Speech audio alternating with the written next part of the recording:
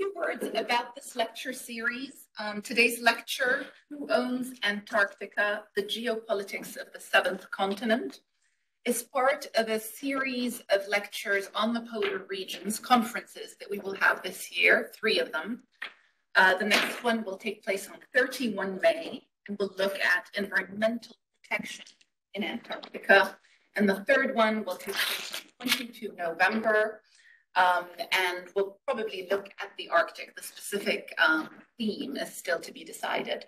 So this is part of a lecture series on the polar regions.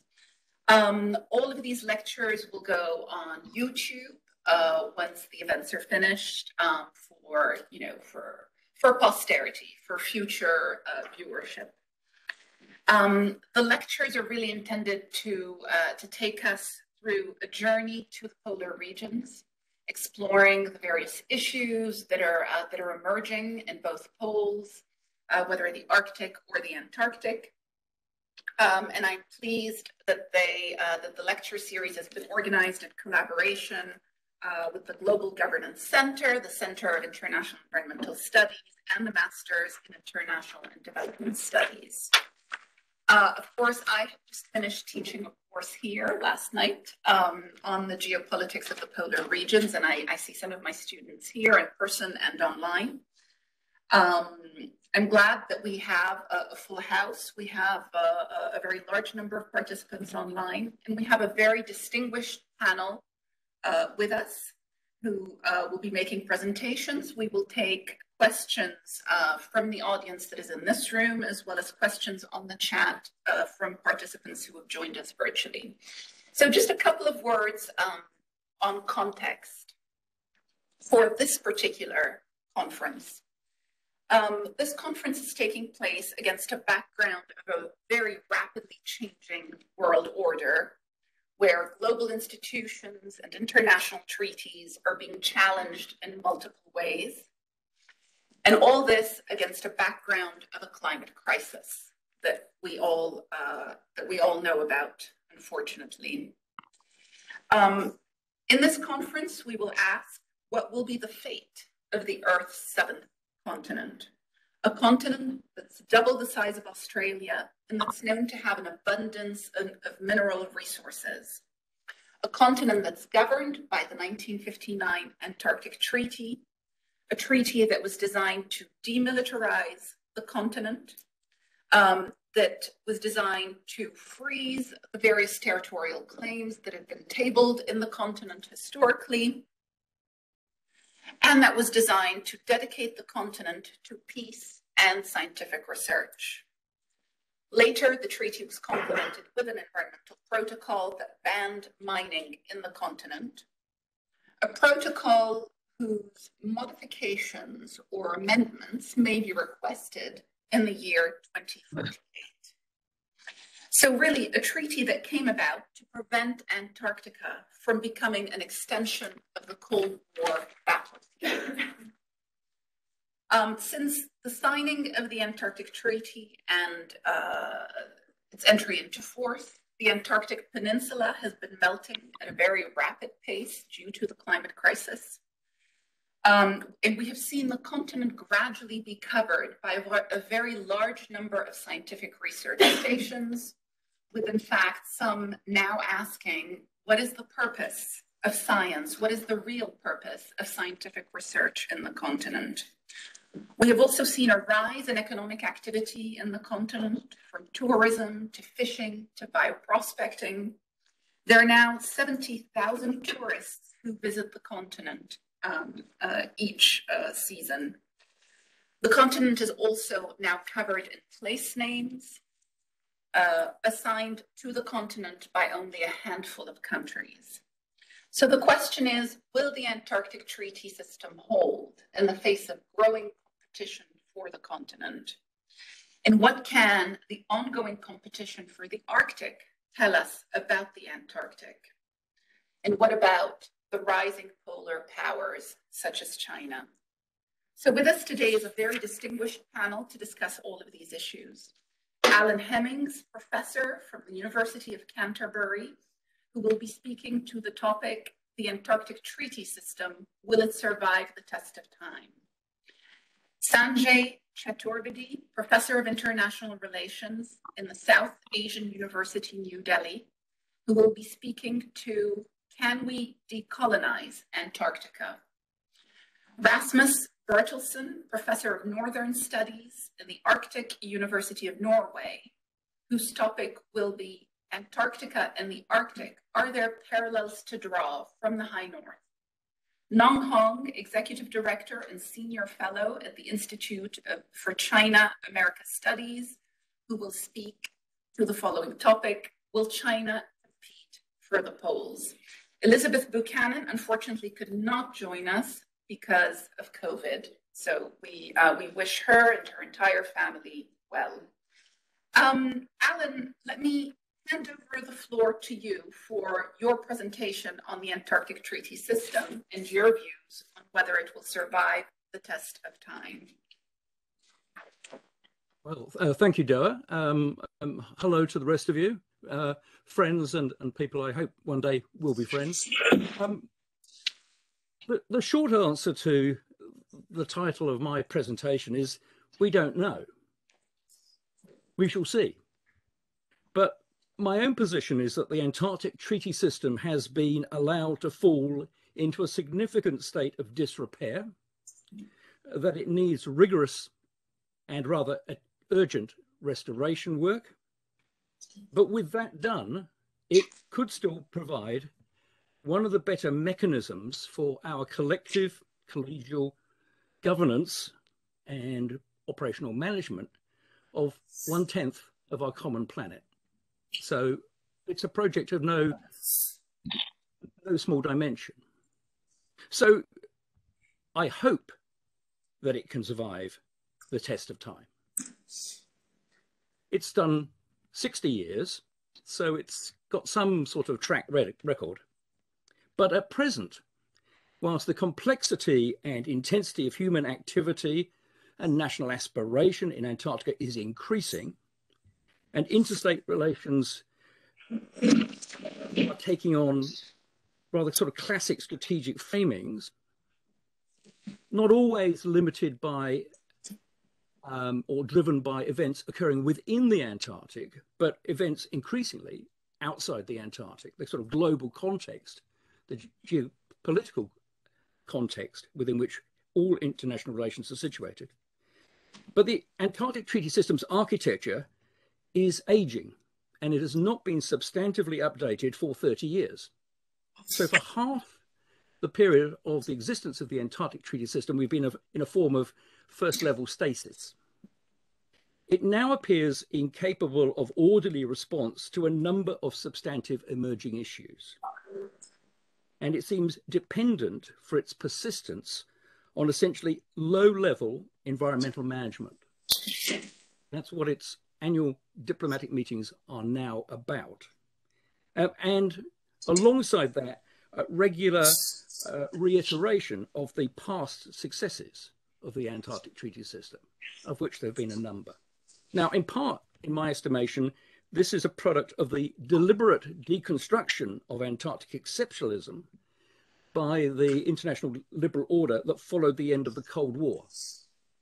And it looks frighteningly as if we may be entering a new sort of Cold War, or Cold Wars, plural. So finally, my sort of preambular comments, I think there's a compelling ongoing case for a nuanced Antarctic exceptionalism. That still seems to me to be an essential concomitant of a progressive and hopeful Antarctic system. Now, the alternatives to this Antarctic Treaty System restoration that I'm saying is necessary, I think crudely could fall into three options. The building of another collective governance regime de novo, and I frankly doubt our present capacity to do this, or the attempted division of the Antarctic region between various states, essentially progressing to the sort of classic Westphalian system that the rest of the world has long organized itself around. So coalitions of states, corporations, regional hegemonies. But it seems to me a likely lethal pathway with no certain outcomes and certainly no immediate prospects of stability, which is one of the things that the Antarctic Treaty System can be said to have provided. And finally, the sort of desperation scenario, from my standpoint, a free-for-all. An order that's broken down and is not replaced by any unitary system, and by definition, that is truly lethal and even more uncertain than the previous. Now, what are the challenges that I think we have to work through to restore the Antarctic Treaty System in whatever form such a restoration is possible? Because the alternative, it seems to me, is that you end up with a rump of an Antarctic Treaty System which is incapable of dealing with the real world issues that are penetrating its boundaries. Well, I think firstly, we need to stabilize the resources and resource access issues in an era of anthropogenic climate change in particular. I've recently suggested that the immediate challenge is not to wait to 2048, but to decide now that at least Antarctic hydrocarbons will not ever be removed from the Antarctic, or we're on the handcart to a very, very warm planet. We need to get beyond the unresolved territorial sovereignty situation. Essentially, we operate the Antarctic as a sort of de facto condominium. Perhaps it's about time we constructively framed the Antarctic formally as an international condominium. Realistically addressing the changing global order within the Antarctic Treaty System. We have a system in the Antarctic which is predicated on the centrality of the American system at the height of the first, and let us hope, the only Cold War. The world looks different now. We need to reinvigorate, accordingly, the Antarctic Treaty System's architecture, the system of institutions and practices. I believe that it's about time we had a periodic pan-Antarctic conference of ministers that was able to adjudicate across all of the Antarctic instruments at high level. We need to revitalize the diplomatic engagement within the Antarctic Treaty consultative meetings and the CAMLAR Commission meetings. Technical discourse in diplomatic meetings should be an adjunct to and not an alternative to substantive diplomatic exchange. And that's the situation we found ourselves in quite recently. So we see problems, but we don't dare go near them. We need to negotiate new instruments. We've gone 30 years without adding a major pillar to the Antarctic Treaty System. And that would encourage new members, and it raises the participation levels within the existing states from the low-level desk officers to senior high-level officials. And perhaps at the next level down, we need to do some things in the Antarctic. We need to strengthen the Antarctic inspections regime under Article 7 of the existing Antarctic Treaty. And particularly, I think we need to more fully develop the aerial inspections capabilities when it comes to the Antarctic. But we have a great deal of suspicion about what some of us are doing there, conveniently bolstered by the fact that we never actually go and look. And we often don't go to look because the places are very hard to get to, which is one thing that aircraft are quite good at. We need to update the demilitarization elements to head off the present slide towards an increasing militarization of a number of our Antarctic programs and this increasing inclination to frame the Antarctic strategic issues in quite classic terms, which end up with military contingency. If we can do this, then the Antarctic Treaty System can survive the test of time. But if we think we can leave it indefinitely, as it is, not update it for another 30 years, it certainly won't. Thank you. Alan, these were a great set of comments, and I think there are going to be a lot of follow-up questions. Can I remind our online viewers that they can put questions, written questions, into the chat But we will move to the Q&A after we hear from all four speakers.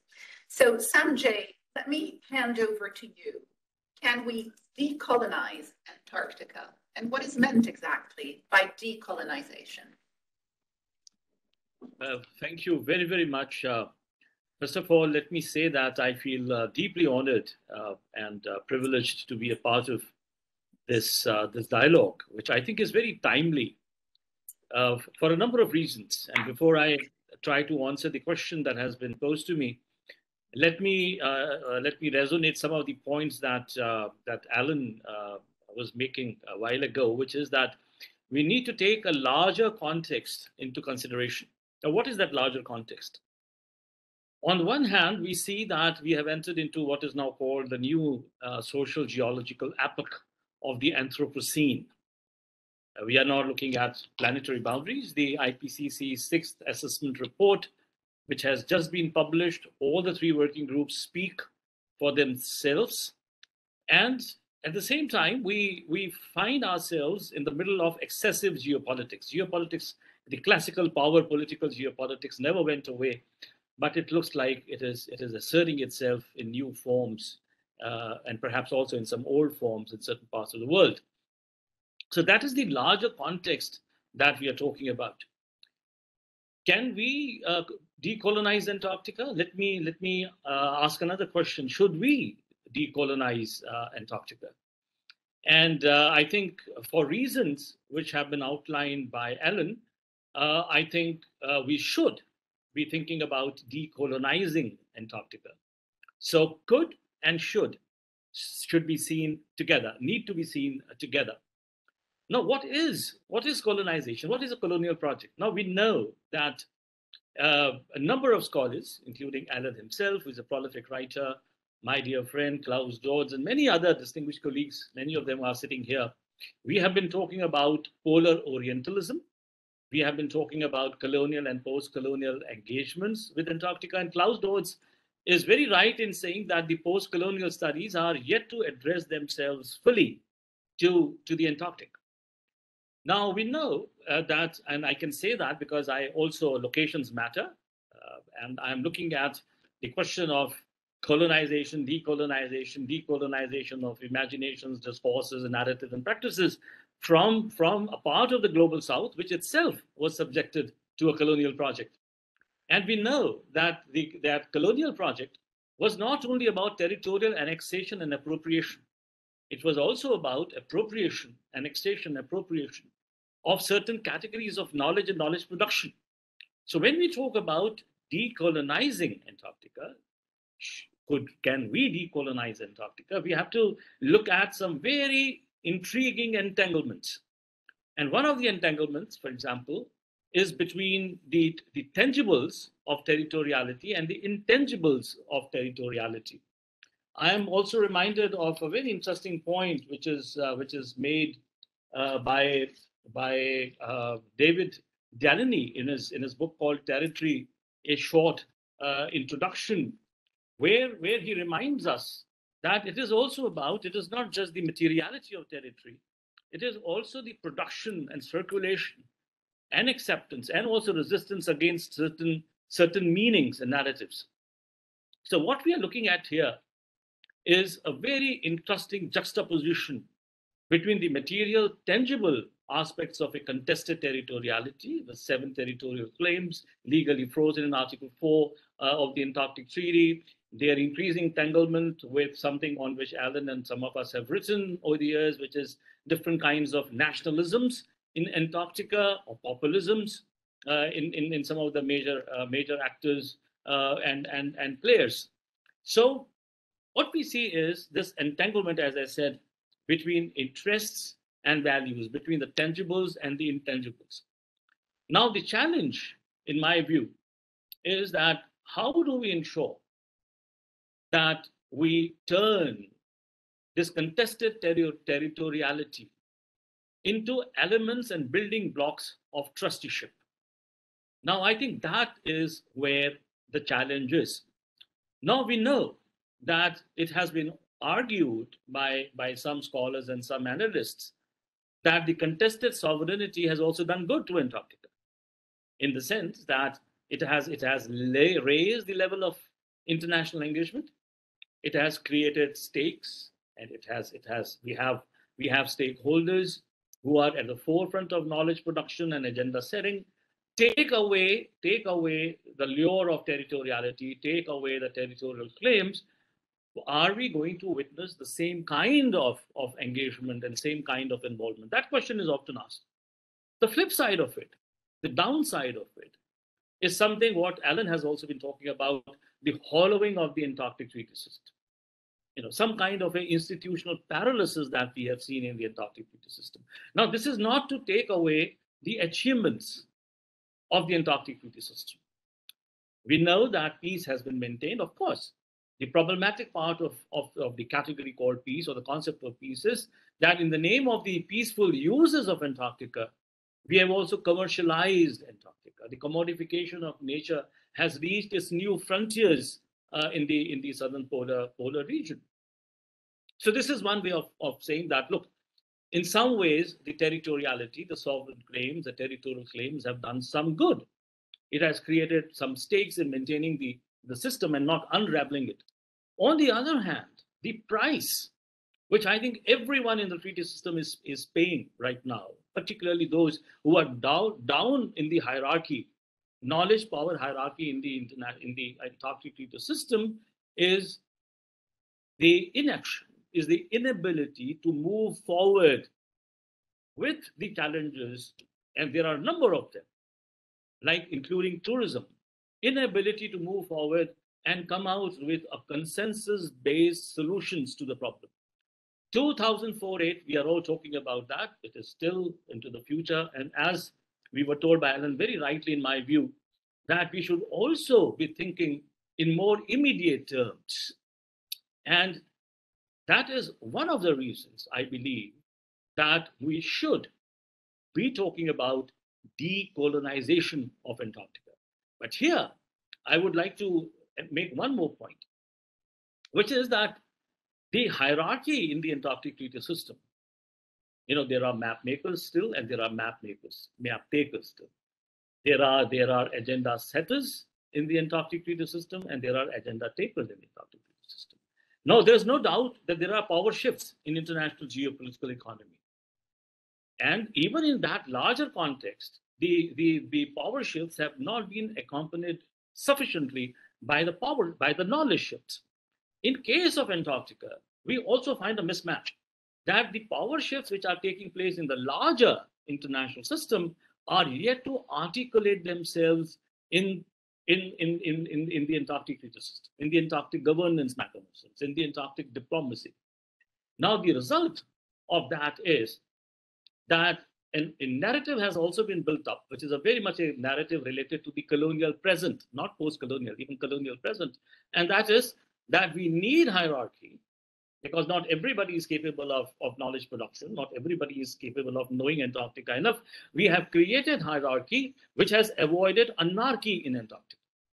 So there is a very subtle defense of the kind of entrenched hierarchies that we still find in the Antarctic Treaty System, and that narrative, in my view, needs to be challenged.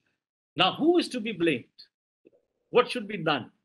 How do we decolonize? Now, if colonial projects, is not simply a matter of the tangible, but also intangible, if there are new alliances that are taking place in different parts of the world, we also see a new kind of geopolitical thinking within the treaty system.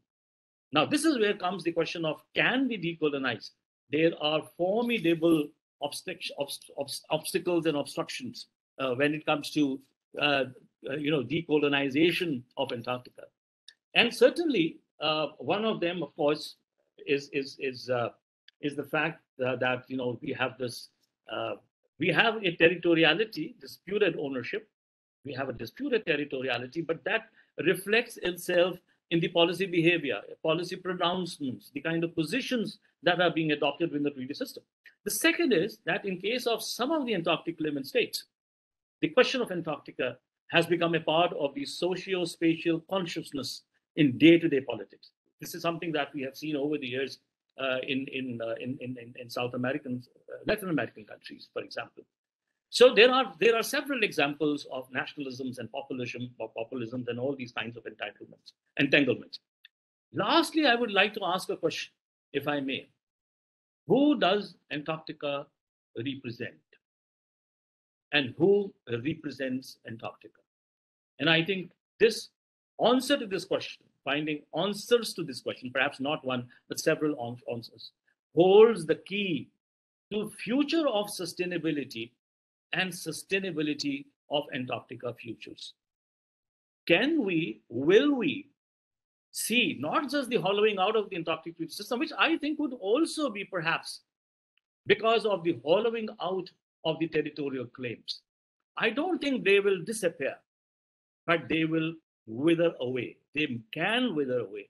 And I'm reminded here of your book, Madam Chair, which is The Seventh Continent, The Battle for Antarctica, where you invite our attention to Svalbard. And you say that probably that could also be one of the examples or one of the models for the Antarctic. Now, one intriguing aspect that I found in your argument was the reference to democracy and internal democratization. And I'm of the view that if all treaty parties, the old and the new, and those who are likely to join the treaty system, focus on the democratization of Antarctica governance, a bottom-up approach, we might find ourselves heading slowly but surely towards a point when we find that these territorial claims have metamorphosed into a different kind of ballgame altogether. Maybe they will start resembling trustership much more. But that will depend on also mitigating the assertions of classical geopolitics in the rest of the world. So I think as of now, I would like to conclude on this particular note. Thank you so much. Thank you so much, Sanjay. So much material in your presentation to think about. Incredible. A lot of concepts there to work through. Very grateful for this. So Rasmus, I'd like to turn to you now. Obviously, you're an expert on the Arctic. And in fact, you were key to sort of helping me in my book, Visit Svalbard and look at the Svalbard model. And I'd like to ask you what you see, how you see Antarctica from up north, and are there any parallels we can draw between the Arctic and the Antarctic? Obviously, the competition for the Arctic is moving at a much faster pace. So is it in some ways a precursor for what is to happen in Antarctica? Over to you, Rasmus. Thank you very much, Dora. And can you see and hear me? Yes, very well. Good. And thank you very much for the invitation to join this excellent event. I'm very grateful for this invitation. And Dora, it's very nice to see you again. Dora Abdelmotal and I, we first met 10 plus years ago at the United Nations University in Japan, and later at COP15 in COP21 in Paris. So very good UN-related contacts and discussions. And I listened to the two previous speakers with great interest. They are hard acts to follow. So I'm a Danish national. I'm a professor of basically Arctic international relations in the Arctic University of Norway in Tromsø, northern Norway. And I'm a political scientist. My area is international relations. And Alan mentioned the term Antarctic exceptionalism. And Sanjay referred extensively to what I would basically call power transition from the West to the rest. To pick up on what Alan said about Antarctic exceptionalism, well, of course, there has been much reference to a supposed Arctic exceptionalism, and which I think can be formulated as two narratives, which I personally am unconvinced by. The first is that there was supposed to be an Arctic exceptionalism, that the Arctic was not affected by great power conflict elsewhere in the system, And also another, in my view, false narrative was that international interest in the Arctic was quite recent, with climate change, with the Russian flag planting on the seabed of the North Pole in 2007, etc. Very briefly, I would say that, and I want to say two things in my brief remarks here. The first thing is I want to outline briefly how I see the Arctic closely reflecting what goes on in the international system. And then based on that I do think that the Antarctic will also has reflected what goes on in the international system and will do so. So first of all, I would say that the Arctic historically has very much been part of the international system. And one can talk about how the Napoleonic Wars affected the North Atlantic. But if we just look at the Cold War, because of course the Cold War, we had a bipolar international system. And when a political scientist talks about the international system, it's not international organizations, etc. It's the distribution of power between the strongest great powers. So the Cold War was a bipolar system with two superpowers, the United States and the Soviet Union. The Soviet Union was never more than 50% of the economic output of the United States, something like that. But the Soviet Union was still much stronger than the next line of old great powers. That's why we had a bipolar international system, where, of course, the United States and the Soviet Union competed for life and death at a global level. And this bipolar system structured most things around the world, including the Arctic, where we had a strict separation of a Western Arctic, the Nordic countries and North America, with these countries, many of them being NATO member states, or between the Nordic countries, a lot of Nordic regional cooperation, even though Sweden and Finland were non-aligned. And then, of course, on the other side of the Iron Curtain, or the Ice Curtain in the Bering Sea, you had the Soviet Arctic, and you had no integration between those two. Then we, of course, we have the end of the Cold War, we have the dissolution of the Soviet Union. And I think today we should be cognizant how incredibly lucky we were at the end of the Cold War.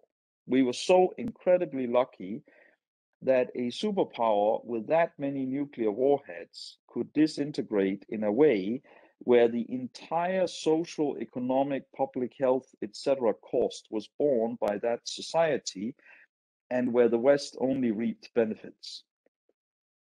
So we had a unipolar post-Cold War international system where the United States was the only superpower. So the system was unipolar and the United States had a hegemony. The United States could set the rules around the world. That's what the United States today talks about as a rules-based order. And of course, the United States enjoys very much a rules-based order where the United States sets the rules and decides who the rules applies to and when.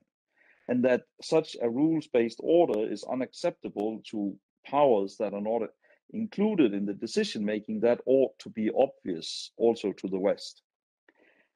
But of course, American unipolarity and hegemony, that allowed for the circumpolar liberal Arctic order we've had until basically a month ago, where we had the Arctic Council, we had various circumpolar intellectual cooperation, International Arctic Science Committee, University of the Arctic, etc., etc.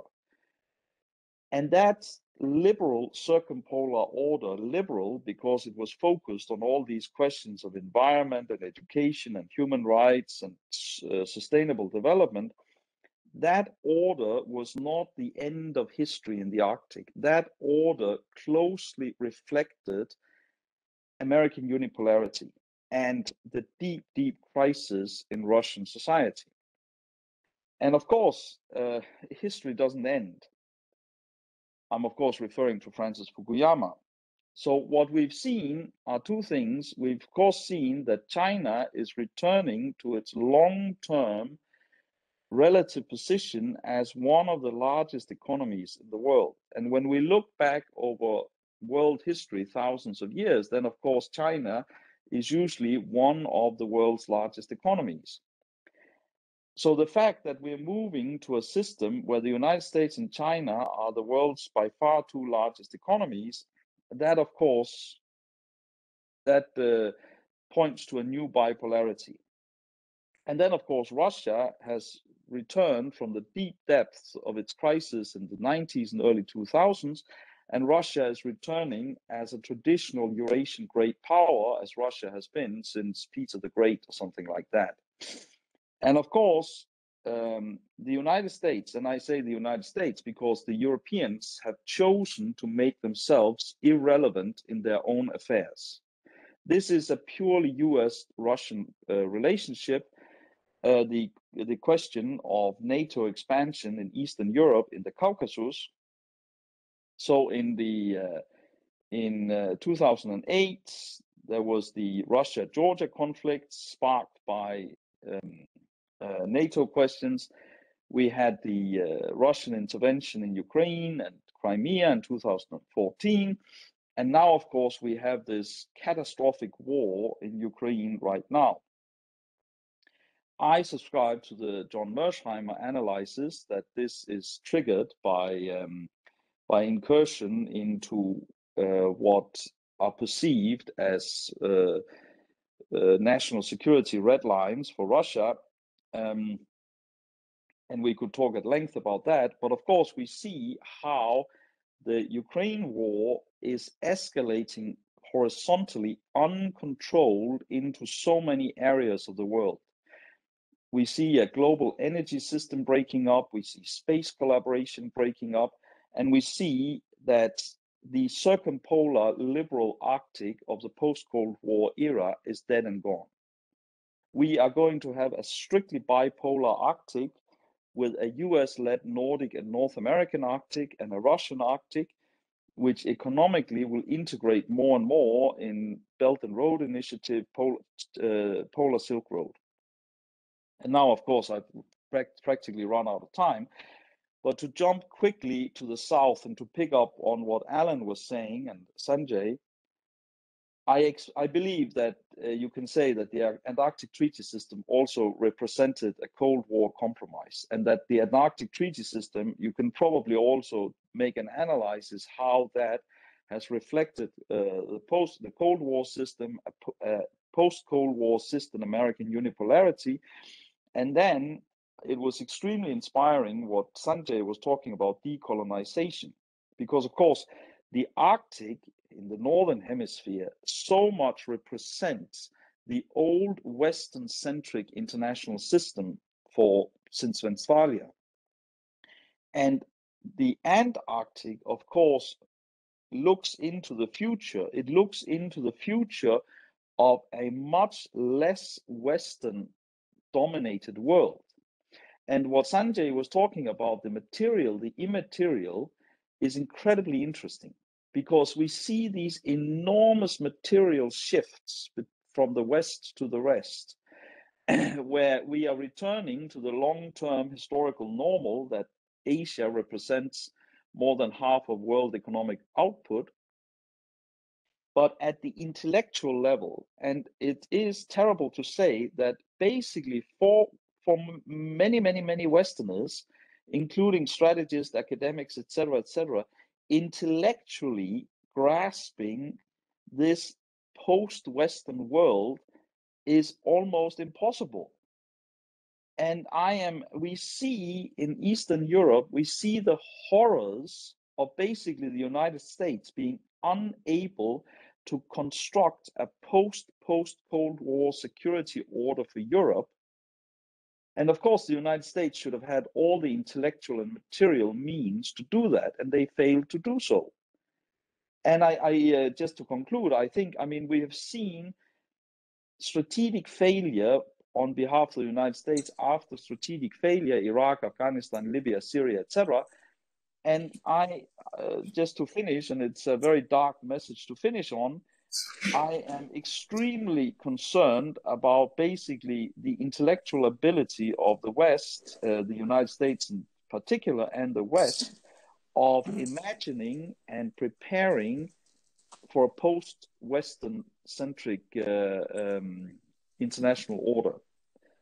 And that will, I think, also be the case in the Antarctic. Thank you very much.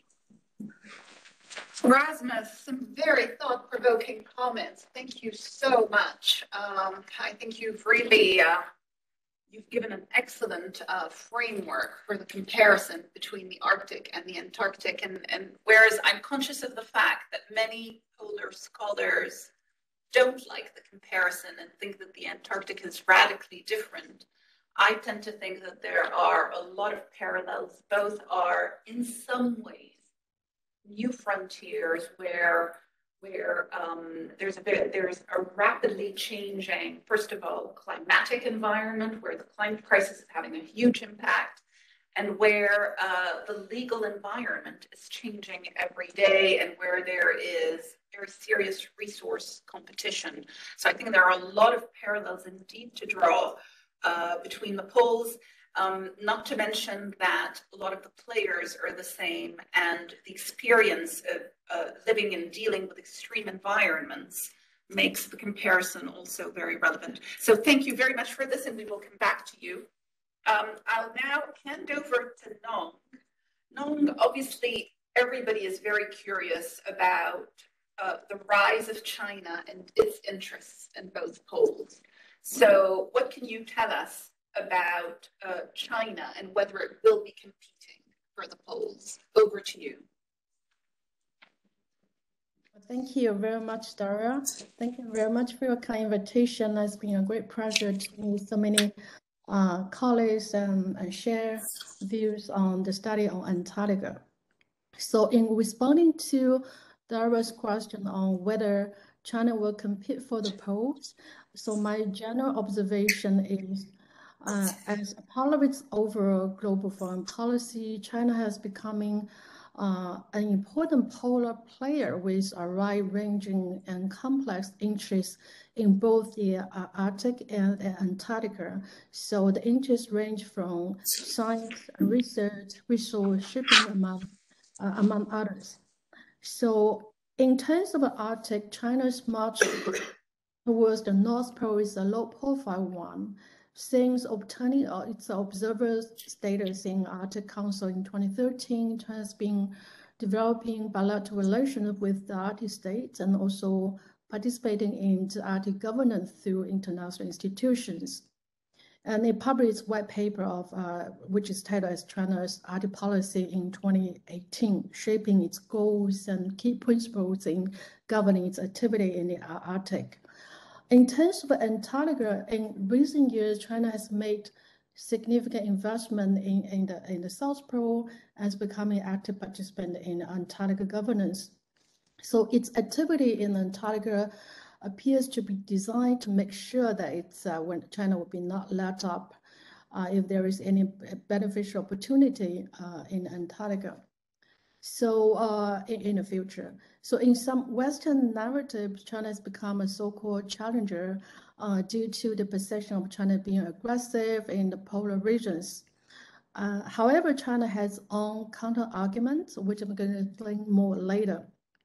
And to sum up, China appears to take a twofold approach in its activity in Antarctica.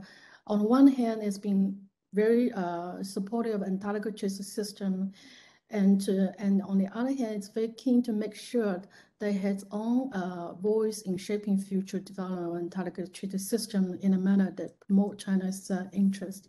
So this is a general observation. So because this panel is mainly on Antarctica, let me just focus on China's approach to Antarctica. So if we have anything to discuss on with regard to the Arctic, I'm happy to spend more time during the Q&A. So first of all, China's policy and legislation on the Antarctica. It hasn't have an official policy or strategy framework in terms of its Antarctica. So the policy is still evolving. However, in 2017, it released its first so-called classic white paper on its Antarctica activity, which outlined the strategy and agenda, but also vows to increase investment in Antarctica research and also safeguard Antarctic Treaty System. Its position on Antarctica is that Antarctica is a continent with no attribution to sovereignty, and the issue of sovereignty in Antarctica is frozen, as general agree.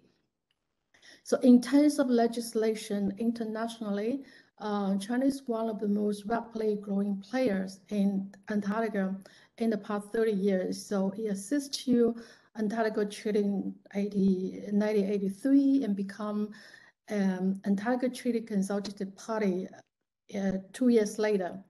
And in terms of other international institutions, it ratified the Montreal Protocol in 1998 and also assists to Convention on Conservation of Antarctica Marine Living Resources and also the CAMA in 2007. So it has publicly stated it committed to Antarctic Treaty System. So Chinese President Xi Jinping, when he signed his bilateral MOU with Australia in 2014, among other points that the MOU mentioned, this particular MOU contains a statement on their continued commitment to Antarctic Treaty System. So no matter how the motivation and also intention that are presented in the media or speculated about by some Antarctica commenters, so the fact remains that China is legally bound by the rules of international law and the norms of good behavior that are embedded with the Antarctica Treaty System. Am I okay? I think there's a window pops up. I hear you very well. Okay, sounds good. I will just continue. Other than international legislation domestically, since its 40 Antarctica Treaty Consultative meeting, China has adopted a range of legislation domestically to regulate its activities and also its citizens in Antarctica, including, for example, the rules for data management of polar expedition, the rules for environmental protection, Antarctica activity, among others. So moving to, let me explain a little bit China's presence or so-called influence in Antarctica. So as the same case in the Arctic, Beijing has no formal territorial claim on the region, but is increasingly expanding its regional presence or cooperation with, over the years, in cooperation with the polar states. And it began its first Antarctica expedition in 1983. And right now, there are a total of 4 Chinese research stations in Antarctica: Great Wall, Kunlun, Taishan, Zhongshan has begun construction on the 5th. And it also has become involved in environmental topic of the region as well.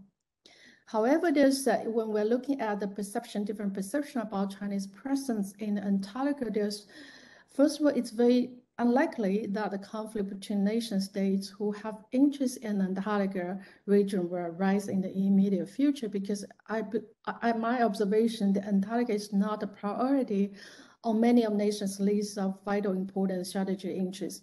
However, I think if the tension around the resources and also governance could eventually result in a potential conflict if the relations is not resolved to the satisfaction of all the stakeholders.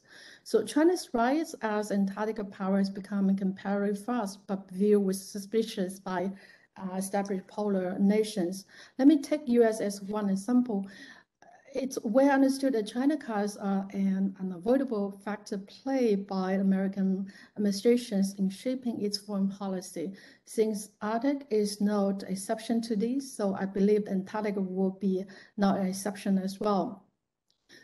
To be more specifically, there is some worries that the U.S. concerned that China's new technology system, like high-frequency radar sites, could interfere with the United States' own system and satellites in the region. And Australia, for example, Australia has an important role to play in China's polar agenda, because there are 3 of China's 4 Arctic stations or bases and are located within Australia Antarctica territory. So Hobart is now China's main external Antarctic logistic base. From the Australia's perspective, I think some of China's interests and activities within an Australia Antarctica territory, including conducting, for instance, some anti-nuclear military activities and also engaging mineral exploitation. It's all with Australian strategic interests and potential breach Australia interests. So Canberra has been very worried about multiple Antarctica and analyzed that Australia's status and leadership role in Antarctica are being eroded due to its underinvestment. So in this context, China is continually singled out as the rising Antarctica player that Australia should be most worried about. However, there is some level of formal bilateral agreement over the region, and there are a lot of acknowledgement of China's presence. So there are furthermore, New Zealand has a strong and ever-expanding relations with China and benefit greatly from economic opportunity associated with China's economic growth. So New Zealand has also facilitated China's expansion in Antarctica since early 1980s. It encouraged China's expansion in the Ross Sea and also for China to use its Christchurch as the hub for these activities. But however, there's some analysts also point to the fact that some of China's interest activity in Antarctica appear to breach the terms of Antarctic Treaty and has potential undermining New Zealand's state interest there. For European Union, I think the EU has played an important role in Antarctica governance regime through its members. So there are 3 propositions establishing maritime protected areas in the Southern Ocean. But these 3 propositions has been facing strong opposition from China and Russia.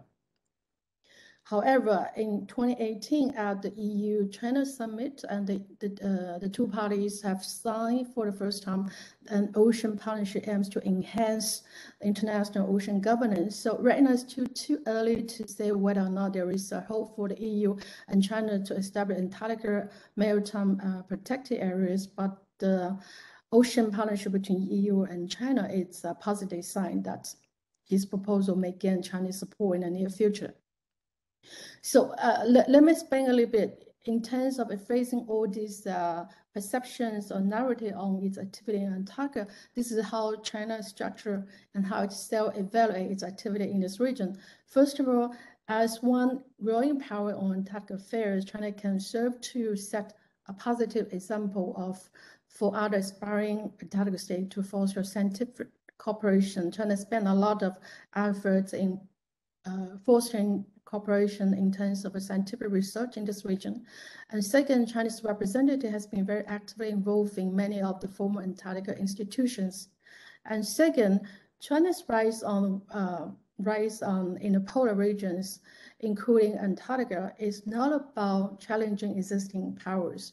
Instead, I think its policy reflects Chinese government's ongoing efforts to act in a way that commensurate with the country's new global status and ensures increasing financial resources to extend international influence.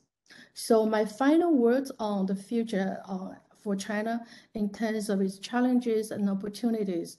Well, first of all, China faced and will continue to face a lot of multiple challenges on its engagement in Antarctica affairs.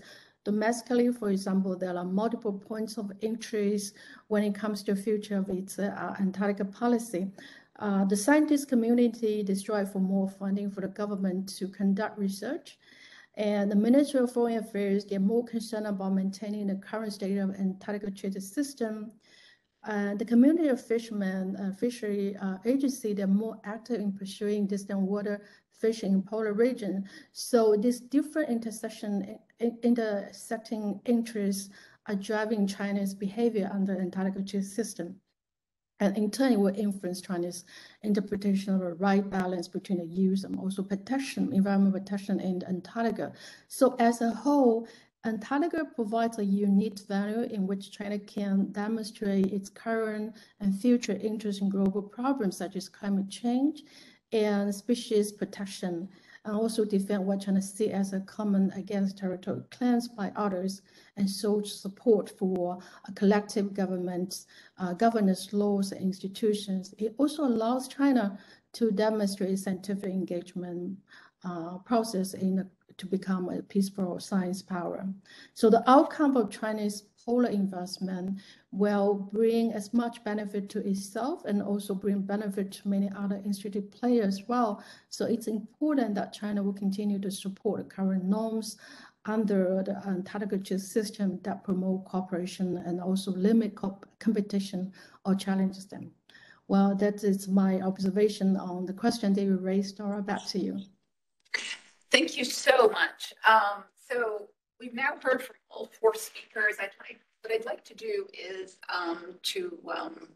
before I take questions from the floor, to ask a few questions myself as moderator to clarify a few concepts for viewers.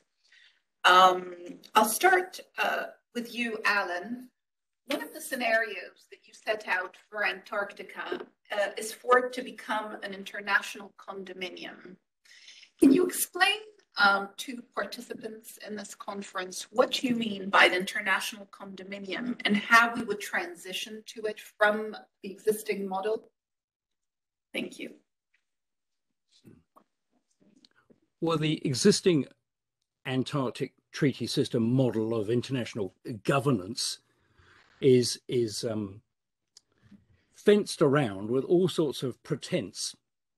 And the first of the pretenses is that there could be a viable future for particular states' claims in Antarctica, that if the Antarctic Treaty System fell apart, we would return to some sort of status quo ante where Imperial New Zealand would claim the Ross Dependency, Norway would have Dronning Maudland, etc., etc. Right? But the reality is that, and as we've seen in relation to a number of contentious issues in the Antarctic system has, for many decades, operated on the basis of collective decision-making. With plenty of imperfections, but anything substantive in the Antarctic has to be agreed amongst the decision-making states of the Antarctic Treaty System. So in a way, we've got a kind of entry-level condominium in place. The celebrated American polar lawyer Christopher Joyner described the Antarctic Treaty System as a de facto condominium 20 years ago. So it's not a particularly novel idea. Now, how would you kind of more clearly formalize it? Well, ultimately, it would be the model that you'd arrive at if the claimant states formally abandoned their claims. I mean, what do you do if you don't even have to accommodate that anymore? What I think we should do is formalize the Antarctic as an international condominium, which is run in the common interest by this thing called the Antarctic Treaty System. And then to make access to the Antarctic Treaty System by a whole range of other states that are structurally excluded at the moment possible. So that you would buy into the Antarctic system and decisions about its future, what was possible, what was undesirable, would be made more formally by the collectivity of states. Now that will be very, very clumsy. But what are the alternatives? That 1/10 of the surface of our planet in the third decade of the 21st century should be treated as the Europeans treated parts of Asia and Africa right the way up until just after the Second World War. I mean, shall I quit at this point?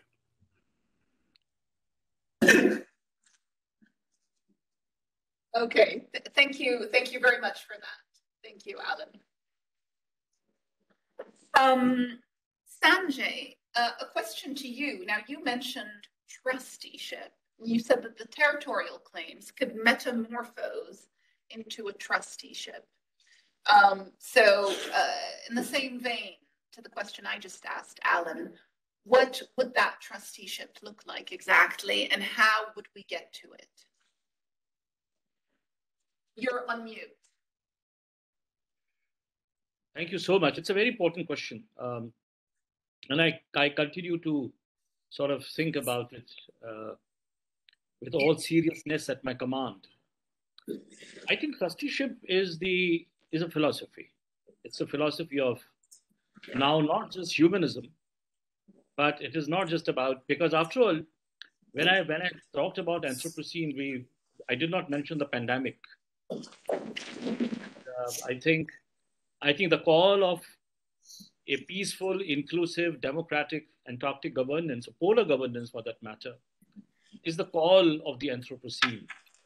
So we are not just talking about trusteeship as humanism, but also an ism, anthropoism, which takes both the humans and the non-human worlds together. Now, trusteeship has a word called trust. And I think that is the key, the future of Antarctica. And trust also requires a shift from domination to non-domination. And domination has been the signature of all colonial imperial projects, and also at the core of Orientalism. Domination to non-domination as the fundamental principle of not just humane, as I said, because we also have the non-human world, governance in the Antarctic. Now, if that were to happen, I can see two things. I can see it is already getting metamorphosed.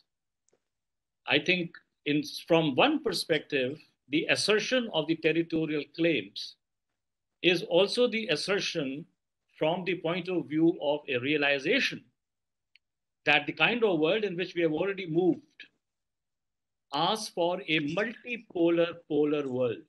So sometimes I find that some of these assertions are born more out of frustration rather than realistic expectations of continuing to hold on to these particular circuits of knowledge production. The second is that, as I said, who represents Antarctica and who is represented by Antarctica and who represents Antarctica? The question of representation, ownership, and the sense of ownership. I think these two are also not exactly the same thing. You have territorial ownership, contested territorial ownership, but at the same time, the Antarctic Treaty Preamble injects a perennial normative element in Antarctica governance. Antarctica shall forever be used for peaceful and scientific purposes in the best interests of humankind.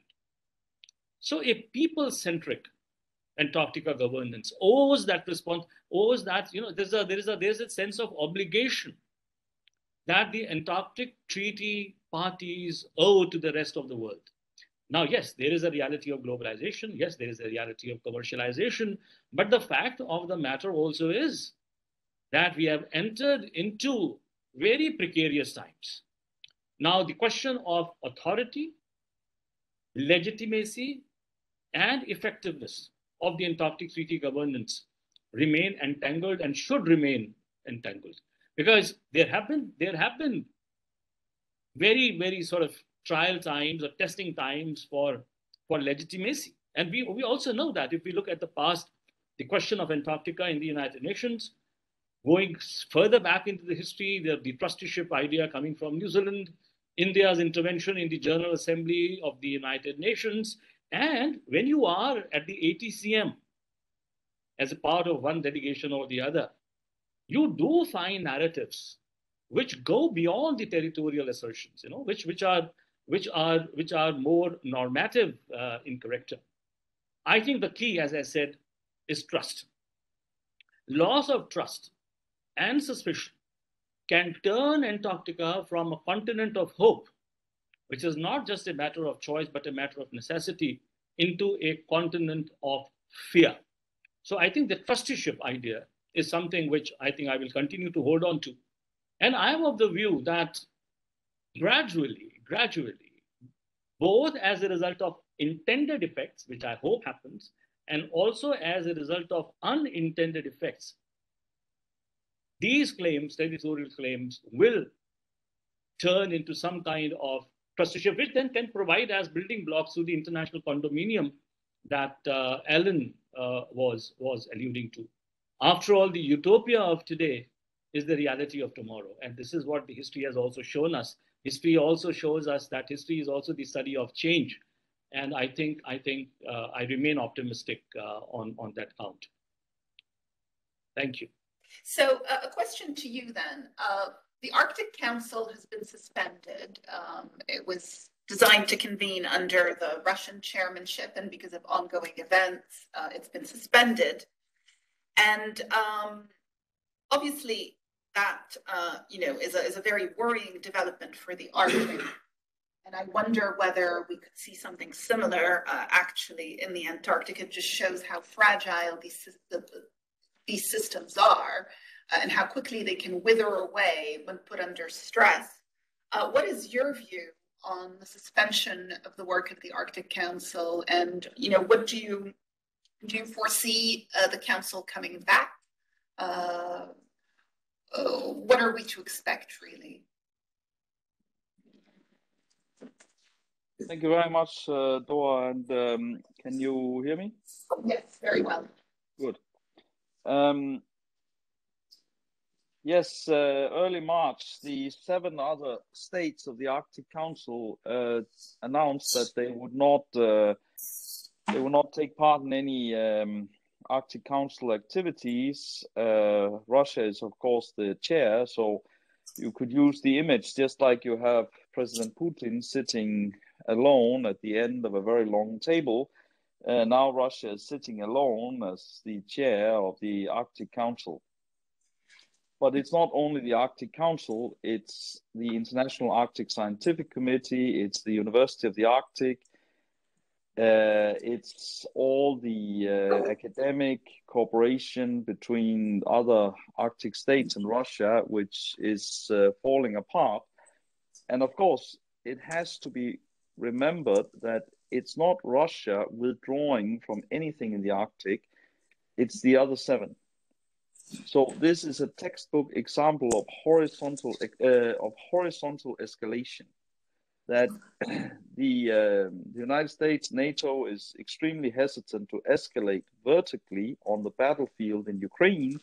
So the United States and its allies escalates horizontally into other domains. I am myself, I'm extremely doubtful that these horizontal escalations into all other kinds of domains, I mentioned energy, I mentioned space collaboration, etc. We're also going to have the international food system, grain, etc. I think the outcomes of those horizontal escalations on the battlefield in Ukraine are highly uncertain. And I think instead of escalating this crisis uncontrollably to so many domains of the international system, I think people should focus on solving the core problem, which is the European security order and the place of Ukraine and the Caucasus in that. And Dora, your question about whether the Arctic Council will bounce back, I am extremely pessimistic about that. I basically think we're going to end up with a half Arctic Council. We're going to end up with an A7 Arctic Council. And of course, 7 states out of 8, that sounds like an overwhelming majority. But of course, the reality is that the Russian Arctic represents about half the Arctic, and it represents the more valuable and the more important half of the Arctic because of the natural resources there and because of the Northeast Passage, the Northern Sea route.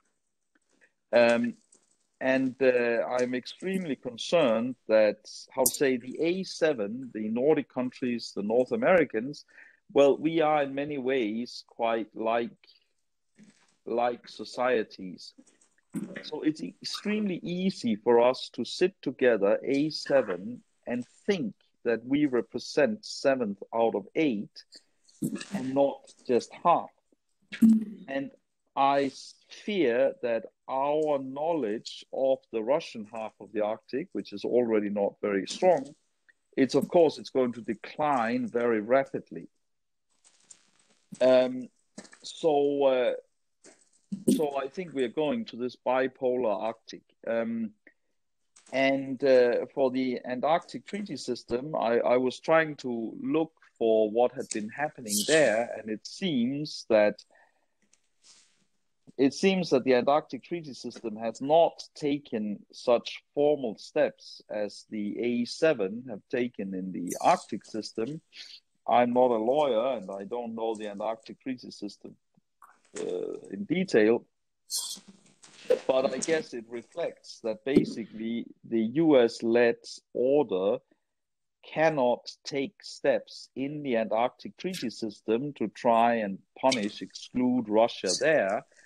And I suspect that probably reflects that the Antarctic Treaty System may reflect this post-Western world rather than the Arctic system, which is, of course, a completely Western system. A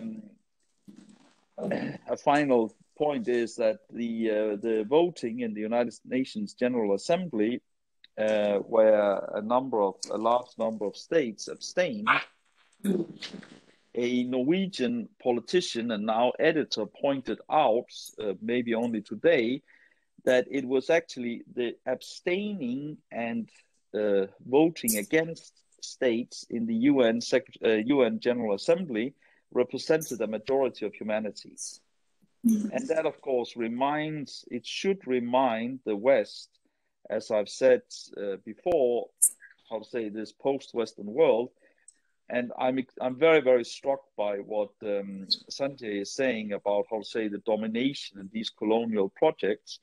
And I think this domination aspect, the colonial aspect in Western-centric international relations will become more and more obvious. It has been obvious to the rest of the world for a very long time, but it's also going to be more and more obvious to ourselves in very difficult ways. But I could go on at length, but I'll stop here. Okay, fascinating comments.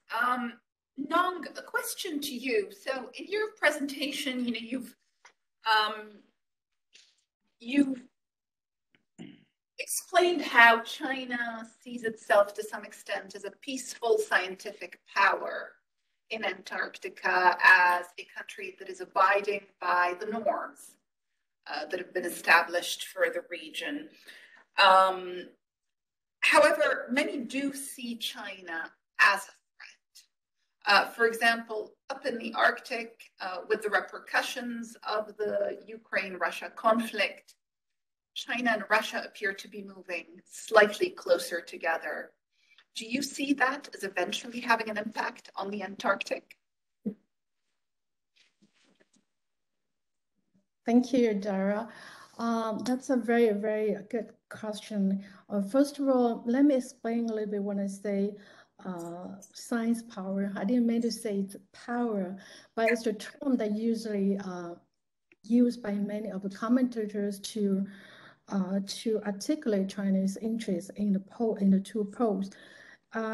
You mentioned earlier that people don't normally try to compare the two, Arctic with Antarctica, but in the case of China, I think normally the China researchers, they're working on the polar region, they always combine the two into one concept.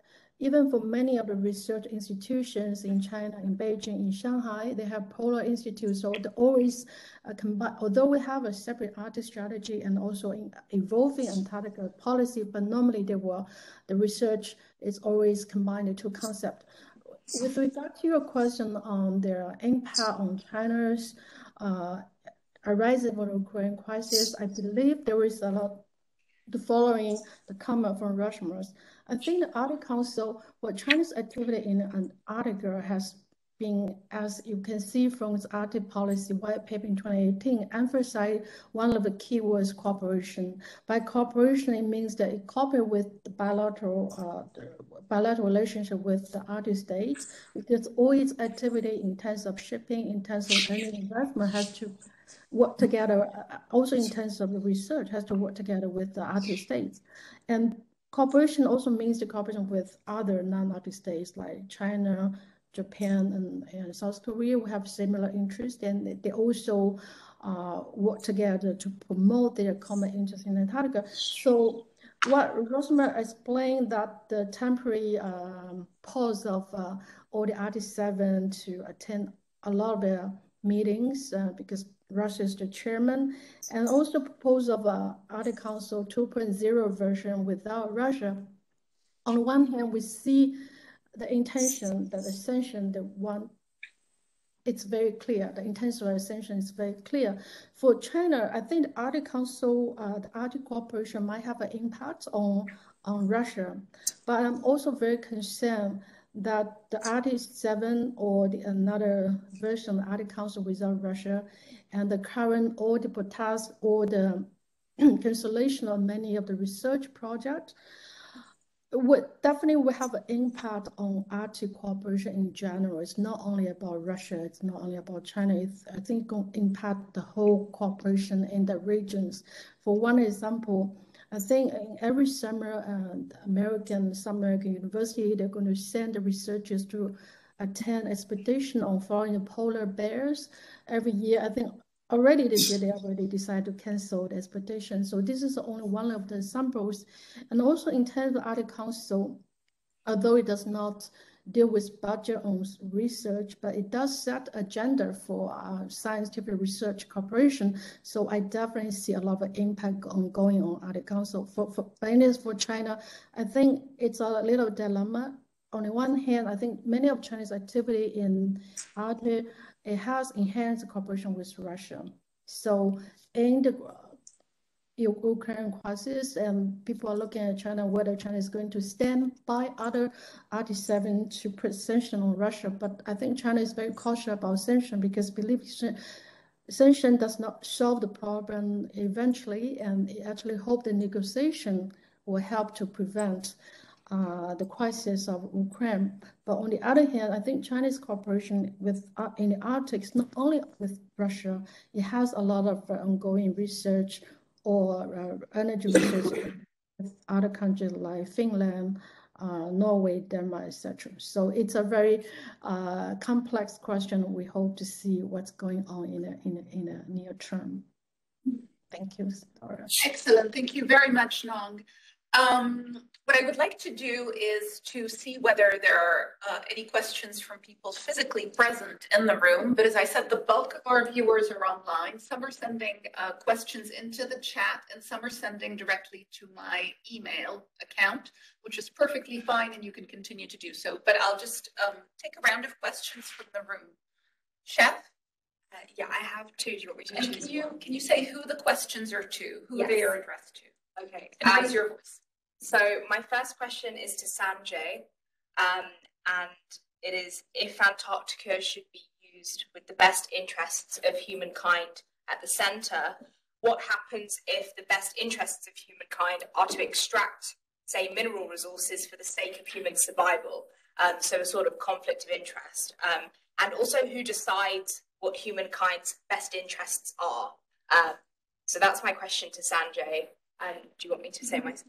My final question is to Rasmus. In this foreseeable post-Western centric world that you've spoken about, do you see the US stepping down in defeat due to a lack of power, or do you predict that the US will step up to the challenge of the East, especially the Sino-Russian alliance? And is it even feasible for the US to challenge this future Eastern-centric order, or is the risk of conflict too great? Thank you. So Sanjay, I'll hand over to you. Yes, I think it's a great question. Thank you for that, because when we talk about the Anthropocene, when we say we the humanity, it is also very important to accept that we're talking about the Anthropocene, we are talking about global governance in a still highly unequal world. We need to acknowledge that there is a complex, highly differentiated geography to what we call humanity. In order to sort of map out the category called humanity, I would like to go not so much from the core, Eurocentric Western core, but I would like to go more from the peripheries and the margins, say, for example. And if we do so, then we realize that still a big chunk of humanity is perhaps not being represented in Antarctic science diplomacy. Now, how do we know? How do we know whether humanity's voice, in its differentiated voice, is being represented in Antarctic science diplomacy? One has to look at the agenda. The agenda of Antarctic science diplomacy over the last, ever 1961 onwards, the continent of science decade, the resource diplomacy decade, the decade of the environmental protocol. By the time we come to the contemporary context, we see very, very complex entanglements.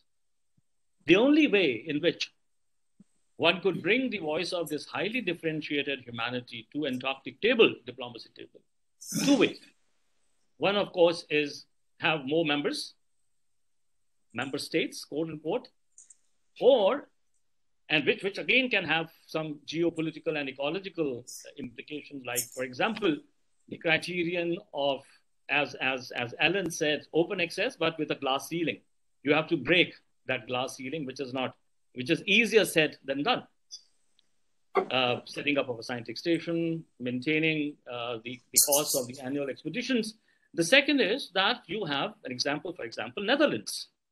If you look at the voice of the Netherlands or the ESOC or a number of countries in the Antarctic Treaty System, you find that these are the voices of humanity, speaking on behalf of humanity. And I think those voices, which we hear from time to time, not perhaps as often as we would like to hear them, if they become a part of, quote unquote, mainstream agenda of Antarctic diplomacy, we will have some reason to celebrate.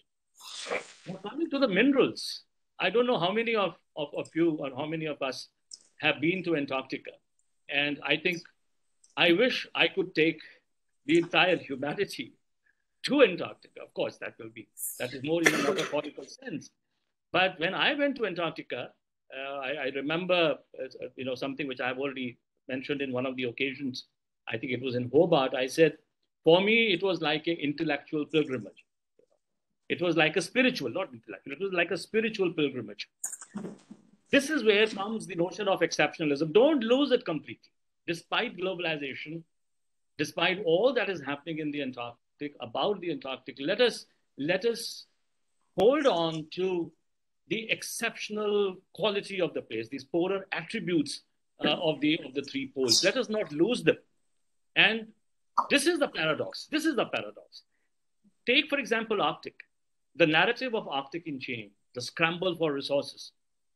The resources, the fossil fuels, which are at the core of a warming climate change, IPCC 6th Assessment Report, the clear warning that we find coming from the publication of the report, say, for example, the third working group report, that just the other day. The same resources are now being seen as a catalyst for the Arctic change narrative, for the scramble. Now, those kind of paradoxes, I think, have to be avoided. Canberra, which was replaced by environmental protocol, and then looking forward now to 2048. If the question of minerals is back on the agenda, let us hope it will not escape, it will not sideline an intense dialogic scientific diplomacy in the Antarctic, where Antarctica's value, first order value, as the continent of science remains a very important consideration. So I think rather than engaging in anticipatory geopolitics, let us make a powerful appeal for a more participatory dialogic geopolitics in Antarctica, about Antarctica, and then I remain quite optimistic that it will not be easy for anyone who wants to bring in the resource exploitation south of the 60 degrees south to achieve so, at least not without having some very stringent environmental requirements being made. But as I said, that is all into the future. My only appeal is strengthen a dialogic, inclusive, participatory, non-Eurocentric, universal dialogic politics. And I think that should help enormously. Thank you. Thanks for this question. Thank you, Sanjay. Rasmus, would you like to answer the question that was put to you? Yes, and I'll try to be brief. It's an enormous question, a very interesting question. I think it's also important to keep in mind that the United States is a society with enormous resources. And of course, the dynamism, the innovativeness, etc., of its science, technology system, its universities, its companies, are an enormous source of power for the United States.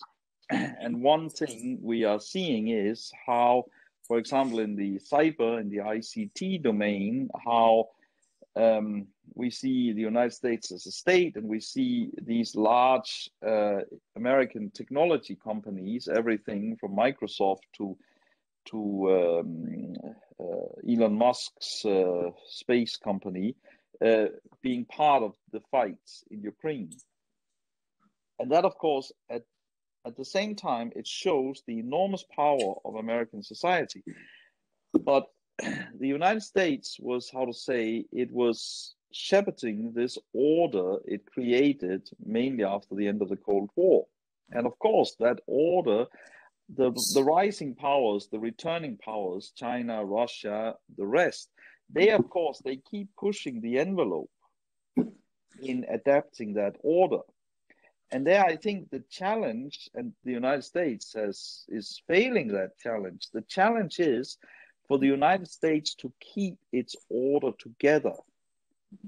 Because if you start punishing those rising powers by expelling them from the order, well, you keep your order and you keep control of your order, but that order is a shrinking order that covers less of humanity. And I have to say that what I'm saying here is very much inspired by the work of a brilliant postdoc I supervised, Maria Kopseva, who was unfortunately not on this call. But I think what we are going to see it is that on the one hand, we are going to see the great overall power of the United States, scientific, technological, innovation, military, economic, etc., etc. But I think we're going to see that the United States, instead of adapting and instead of keeping together its order by accommodating rising powers, it's starting to expel those rising powers.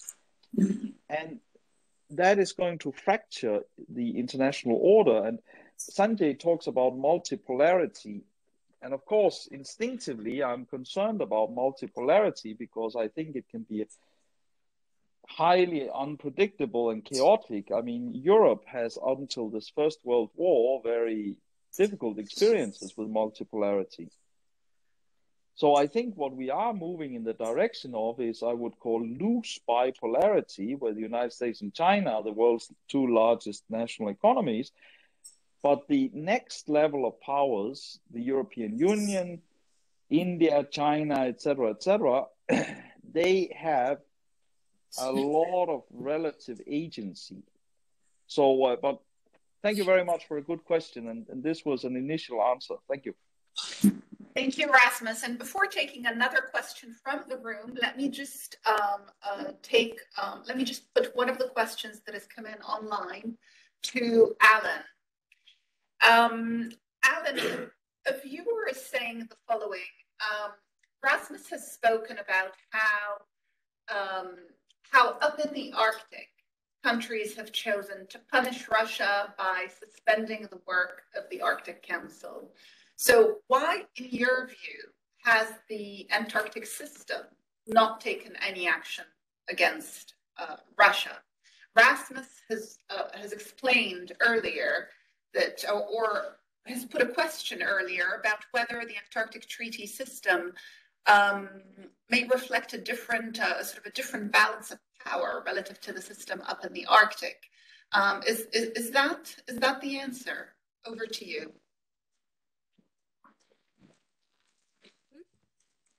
A week ago, I wrote a short piece which has appeared on the Polar Connection, which asks whether the Antarctic Treaty System has a moral duty to respond in some way to the invasion of the Ukraine. Well, what drove me to that was the fact that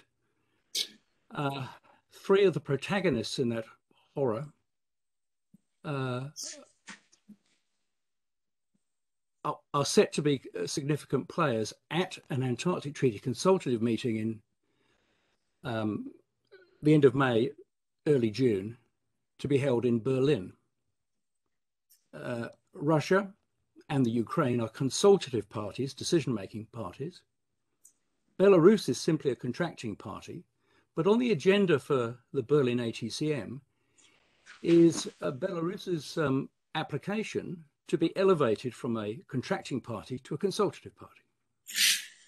And so I posed the question, since it would be reasonable to suppose that Ukraine would have very great deal of difficulty in substantively participating in an Antarctic Treaty consultative meeting, whilst its country is in the throes of invasion and horrible experiences, was it really appropriate for the Antarctic Treaty System to meet in Berlin, just 900 kilometers away? So my thinking was principally around the juxtaposition of an Antarctic Treaty meeting with a very ugly, to put it mildly, dispute between two of its decision-making parties. Now, there was no sign at this point that the Antarctic Treaty consultative meeting is going to be cancelled. There's no obvious mechanism, bar one, whereby the Russians could be prohibited from participating. And it looks to me as if the Antarctic Treaty System has decided that it would create too many unfortunate precedents that they could not get even all of the other states, apart from the two principal warring parties, to agree to that.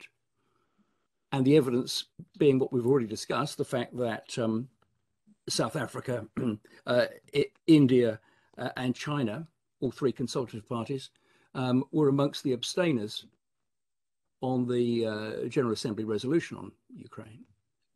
Now, the mechanism that would be open would be for the Germans to do one or two things. Either that they actually don't grant Russian diplomats access to their country, which would prevent them participating in the meeting, but that would still leave the Russians able to provide their delegation at a cut-down level from their existing embassy in Berlin. Or secondly, which I thought was probably the more sensible thing, would be for Germany to propose to other consultative parties that the ATCM be postponed, in the hope that there may be less horror in the Ukraine at some point later this year or early next year. Now, what militates against that is that the COVID pandemic, because we didn't have an ATCM at all in 2020. The Finland meeting was cancelled at short notice by the Finns because it was considered unsafe to try and hold the meeting. And the COVID pandemic was still so active last year that the Paris ATCM was converted into a virtual-only meeting. So there's quite a lot riding on actually having for the low-level functioning of the Antarctic Treaty System, having a meeting this year. So I would not simplify the explanation down to that sort of strategic inability to reach a common position. I think there are lots of complicating factors there. But it is undoubtedly the case that the further you get away from Ukraine, the less significant it is being seen in terms of other specialized interests.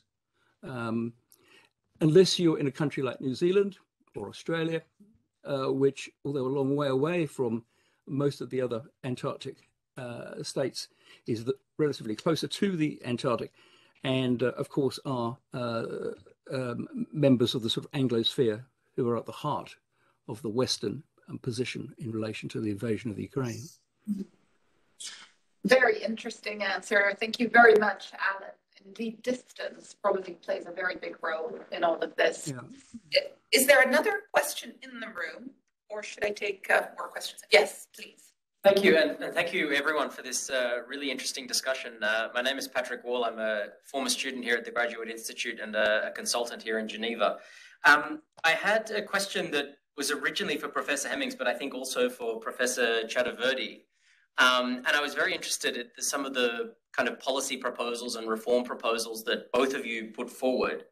And I was wondering about how this might practically be brought about, and in particular, who the kind of coalition of actors that are sufficiently interested, sufficiently influential, who might be willing to kind of come together to push for this kind of change. Because I suppose, as everyone would agree, a great idea just sits as a great idea unless there's someone willing to try and implement it. And I was wondering whether there had been any reflection on practically how those kinds of reforms might come about. So let me give the floor to you, Alan, since you're on our big screen already, and then later to Sanjay. Yeah, thank you. It's the $64,000 question, really, isn't it? As you say, how does one operationalize this as an idea? I think it's very difficult right now, principally because of the Ukraine situation, to see that anybody's going to pick this up. I think that many of our international systems are in a sort of survival mode at the moment. Let's just be optimistic, difficult as it is at the moment, and say 4 or 5 years' time, the Antarctic system is trying to rebuild some collegiality. Could we look at a common project, a confidence building measure in global terms, operating through the Antarctic system? Fairly low hanging fruit, really, in global terms. Because the Antarctic system has not done anything substantive for a very long time. So it may be that concern that it was threatened by global events, concern that there are these ongoing tensions between the West and, say, China, mutual anxieties, that we need to do something. Well, at that point, perhaps we could actually look forward to some attempt to reinvigorate the Antarctic system. I may be grasping for low fruit myself on this, but it seems to me that it's unlikely we'll get any serious coalition of interest around changing anything in the Antarctic system now for the next several years. After that, I think it's possible. Thank you. Sanjay? Yeah, thank you. I think it's a great question. There are low-hanging fruits and there are high-hanging fruits, both, in the sense that I remember that when we had Falkland crisis, United Kingdom and Argentina, even at that time, Antarctic Treaty System negotiations continued, because I think there was this underlying very important assumption, which then could also be one of the keys towards greater decolonization of Antarctica, which is that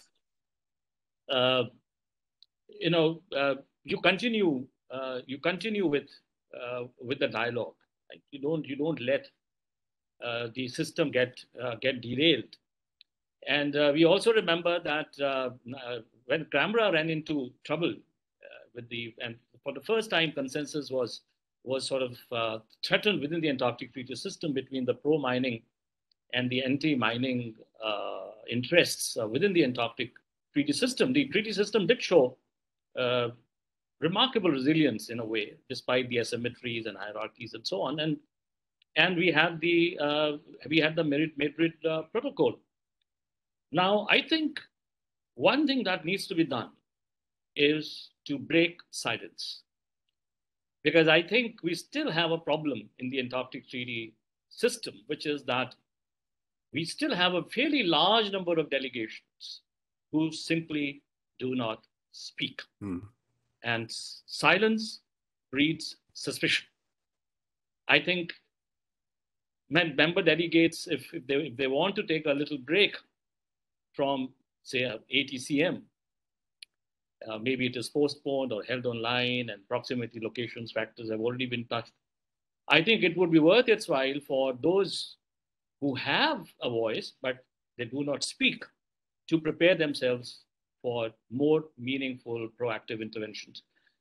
Tourism discussions have been held hostage to some of these legacies of the colonial past. We all know that.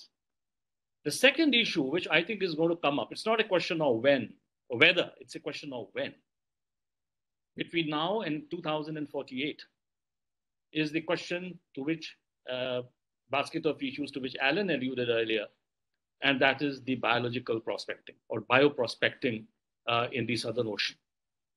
And I think that is one critically important area where a number of normative considerations, equitable access, distributive justice, ecological sustainability, and remember, it's already taking place. I think a real test for the Antarctic Treaty System between now and 2048 would be a test of its authority, test of its legitimacy, a test of its effectiveness would be how do the member states and everyone in the system addresses the question of biological diversity.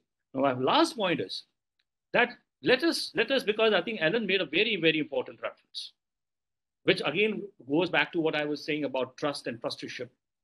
And that is, let Antarctica remain a site of trust building measures and confidence building measures. Something does happen when you cross the boundary south of 60 degrees south. And we have seen that. We have seen what Antarctica science does. And that is the reason as to why Antarctica, and this is, as Alan said, this is where the fundamental science and the applied science and so on are going to get very challenging in the times to come. But if Antarctic Treaty System can take a democratic call on this particular basket of issues, and then those who are silent bring in also their voices, and we really have a dialogic politics, I think we have reasons to be more optimistic and more hopeful. But you have to make a conscious effort. Trust, and I think it's not going to happen just on its own. So I hope I've answered your, what I would say, $1 billion question. Thank you. Thank you, Sanjay.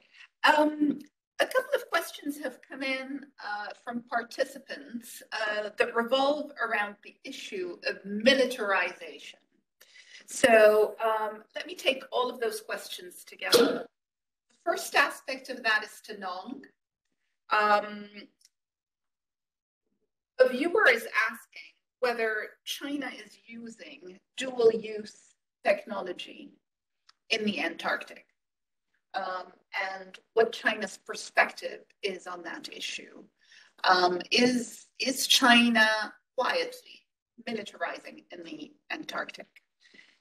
Another aspect of that question is to Alan. You mentioned in your presentation, Alan, that some of the provisions of the Antarctic Treaty on demilitarization needed updating. How would you update them?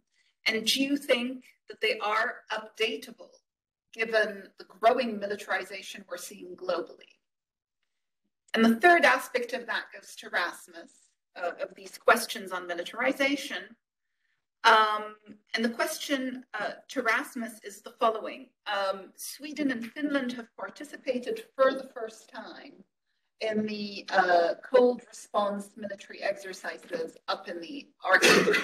What are your views on the future of militarization in the Arctic? And does the participation of Finland and Sweden bode badly for controlling the arms race up north? So I will start with you, Nong. Thank you, Dara. It's a very good question. Well, first of all, the dual use of military or technology, it's very complicated even from a legal perspective, because military activities, put in this way, so UNCLOS does authorize field navigation, but in terms of military activity, it has to be defined whether it's used for scientific research. For example, let me take one specific debatable question. For instance, the military activities in a foreign country is easy, which is not the case for Antarctica as a continent, but it will explain the question as well. So military activity in the foreign countries is easy. You have to differentiate whether those activities it's for military purpose or for scientific research. But if it is for scientific research, you do need get permission from the coastal states in order to conduct military activity in the format of scientific research. But in terms of it's purely on military purpose or other, surveillance, for example, hydrocarbon surveillance and intelligence surveillance gathering purposes, and that's a very debatable question. So to answer the question, it's very hard to differentiate whether technology will be used for dual use, and it have to be differentiated. You have to define case by case. But if you could raise an example in what China is doing in Antarctica, if you have a very specific question, then we can look into that. But so far, I don't see the potential or China has a military agenda in Antarctica. So in terms of militarization in Antarctica, I don't think that is the case, because China's activity in Antarctica emphasizes very clearly it has to be governed by the Antarctic Treaty System. It's for scientific research purpose, meaning for peaceful and stability.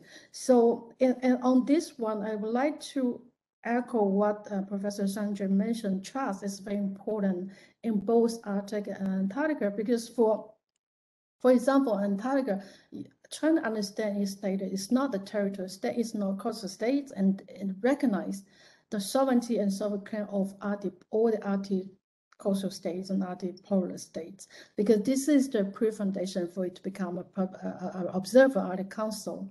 So it's the same as Antarctica. China understands its position. It recognizes that all these Arctic states who claim territory and recognize their rights of sovereignty, and also recognize that it does not recognize the sovereignty claim of other states. So this is the very fundamental question. A country, you have to define yourself, whether you are a coastal state, and then you have different rights, and you have different obligations, which is governed by UNCLOS, for example, in the Arctic. But in Antarctica and China, also, you have to also understand your legal status. You don't have any territorial claim, and respect all the existing regimes governed by Antarctic Treaty System. So to answer the question, I don't see that there is a tendency of militarization in Antarctica. Thank you very much. Alan, over to you. Right. Well, I wrote a very long paper in 2019, which asked whether we were seeing new militarization in the Antarctic. So if you want a really detailed account, I'm afraid you have to look at that, as I can't say it all here. What are the issues? Well, the demilitarization aspects of the 1959 Antarctic Treaty, like everything else in the 1959 Antarctic Treaty, are now fairly old.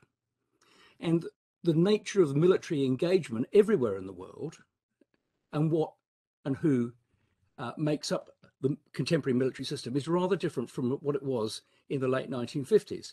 So that's one problem. The success of the Antarctic Treaty System means that even its progressive measures eventually get dated. Secondly, in the late 1950s, many of the skills you needed to operate in a really difficult remote environment were only possessed by the military. So although there was a commitment to avoiding measures of a military nature, an injunction to only undertake peaceful purposes in Antarctica, military personnel and military equipment were allowed to be used. So you have this sort of grey zone between the proposition that using particular equipment and particular people from the military is perfectly consistent with the Antarctic Treaty, and the fact that by allowing that, you can launder what are plainly measures of a military nature with our understandings of military measures in the present in the Antarctic. And there are many states conducting military activities in Antarctica laundered through support for their national programs. It is not as bad as elsewhere in the world, but it's alive and well. What can we do about this? Well, we had no definitions in the 1959 Antarctic Treaty about any of these terms. We could actually provide some definitions of what we understand in 2022 by peaceful purposes, measures of a military nature. We could codify that in some way in an output from an Antarctic Treaty consultative meeting.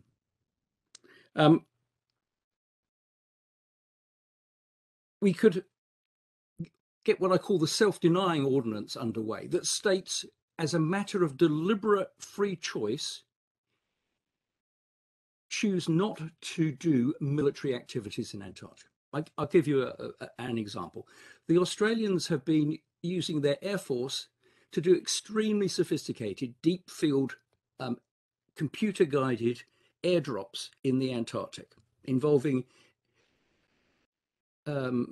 C-17s flying from Australia, being refueled by their military tankers and dropping these computerized parachutes with packages for their Antarctic stations.